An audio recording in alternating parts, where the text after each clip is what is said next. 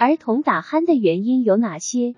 郭希恒，主任医师，呼吸科，首都医科大学附属北京朝阳医院。儿童出现睡眠打鼾，它的原因可能跟以下因素有关系，比如儿童有过敏性鼻炎鼻窦炎，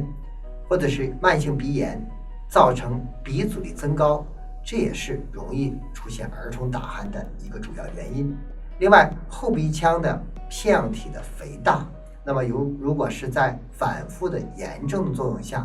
也可以造成腺样体的过度的增生，那么也可以造成后鼻道的阻力增高，也可以引起睡眠打鼾。另外，儿童呢，如果呼吸道反复的感染，出现了扁桃体的肥大，那么也可以引起上气道的阻力增高，出现睡眠打鼾。还有儿童如果是有软腭的肥厚血杨垂的出肠，这也是出现睡眠打鼾的常见的原因。专家提示，儿童打鼾可能与过敏性鼻炎、鼻窦炎、慢性鼻炎等鼻炎以及腺样体肥大、扁桃体肥大、